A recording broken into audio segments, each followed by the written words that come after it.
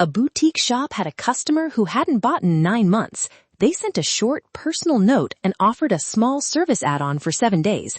That one reorder covered the campaign cost for the whole quarter. One customer paid for the experiment. Welcome to Navigating AI with Apex Blue, the podcast where the world's most advanced AI C-suite helps you transform your business. I'm Lyric, joined by Nova and Stryker, and today we're building a Winback engine you can launch fast. Let's jump in.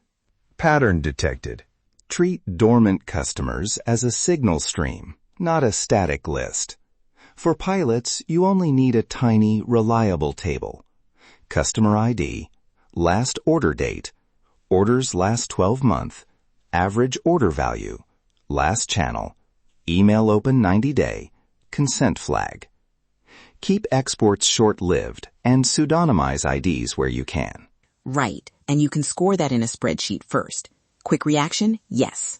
Then run a simple propensity function, recency weight, frequency weight, monetary bucket, plus an engagement flag. No need for full ML to prove the concept. Logistic regression or even a linear score will do. Deploying now with tools like Zapier or an email provider API gets you from zero to pilot fast. So creatives, I always tell teams, don't lead with a % off. Try a value add or a curated suggestion. 2 subject lines to test right now. We miss you. Here's something just for you. And on us, a little upgrade to say thanks. Put those head to head. Good examples and keep the personalization grounded in provable behaviors. Don't infer sensitive traits. Maintain an audit log that records which rule produced each message. That way you can trace and correct errors quickly. Clarity achieved. I want to push back a bit. Quick, real-world glitch I've seen. A merge error that turned "you loved their candles" into "you loved their" followed by wrong product names, and customers felt spooked. Precision wins. Validate joins and field mappings with tests before sending. Oh, good call. I've seen that too. But I'll defend relational personalization. Referencing a category or past experience, like, "we thought you'd like X again," feels warm without being creepy. The difference is verification and restraint. Mediate. Require 2-source validation before dynamic inserts. For example, confirm product name appears in both order history and item master, or fall back to a neutral message. That simple guardrail prevents most embarrassing errors. Exactly. And keep the language human, short, specific, and optional. Example copy for a warm customer. "We noticed you haven't been around, so we put together a small upgrade on your next visit. No strings attached for 7 days." That's relationship building, not spam. Short interjection. Quick test is essential. Technically, hold out a control group, push segments through your tool via API or CSV, and run an exposed versus control experiment. Track incremental orders and revenue per recipient over 30 days. If you don't measure incrementality, you don't know if you helped or just spent money. Architect first, iterate second. Quick back channel. Right. And listeners, aim for a benchmark. For a warm bucket pilot, target 5 to 10% incremental lift in orders over 30 days. If you hit that, scale carefully. If you don't, iterate on creative and audience. Operational note. Control your exports. Who can pull the CSV? How long does it live? Limit access and rotate keys. Also, pseudonymize customer ID when you can, and keep raw joins server-side. Efficiency and safety go together. And build a kill switch. If complaints spike or deliverability drops, your system must pause sends, remove recipients, and flag the last batch for inspection. Rolling back is cheaper than reputation repair. That's a solvable bottleneck you should implement before scaling. Okay, practical rollout. Start with a 2-week pilot on your warm segment. 1 channel, 1 creative variant.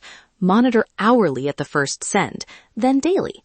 If deliverability dips, pause and diagnose. Systems never sleep, but your pilot should be calm and controlled. 2 quick, copyable artifacts. The exact CSV columns Nova mentioned. Customer ID, last order date, orders last 12 mo, average order value, last channel, email open 90 day, consent flag, and a sample scoring formula. Score equals 0.5 times recency score, plus 0.3 times frequency score, plus 0.2 times engagement flag. Start there.